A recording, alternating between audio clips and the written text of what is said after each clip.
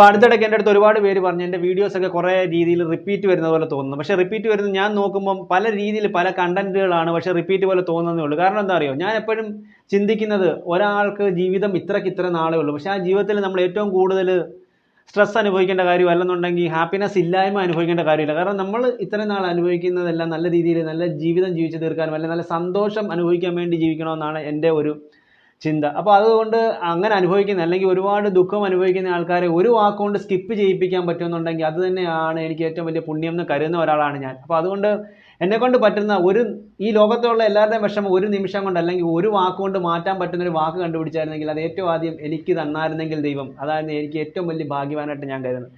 അപ്പോൾ ഞാൻ പറയുന്ന ഓരോ കാര്യങ്ങളും ഓരോ രീതിയിൽ ഓരോരുത്തർക്ക് റെസനേറ്റ് ആവുന്നതായിരിക്കാം. നിങ്ങൾക്ക് ചിലപ്പം ഒരാൾക്ക് റെസനേറ്റ് ആയില്ലെങ്കിലും 100 പേരിനകത്ത് ഒരാൾക്ക് റെസനേറ്റ് ആവാൻ ചാൻസ് ഉണ്ടായത് കൊണ്ടാണ് ഞാൻ പല രീതിയിൽ പറഞ്ഞു നോക്കുന്നത്.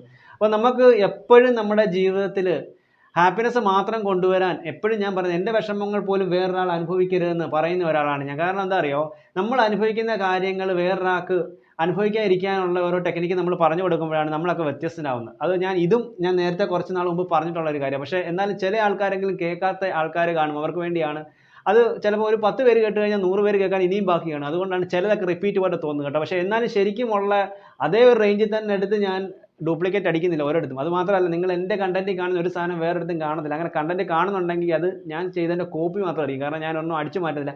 അങ്ങനെ അടിച്ചു മാറ്റുന്നുണ്ടെന്നുണ്ടെങ്കിൽ ഞാൻ ഭഗവത്ഗീതയിലെ ചെറിയ ഏടുകൾ മാത്രമായിരിക്കും അടിച്ചു മാറ്റുന്നത്.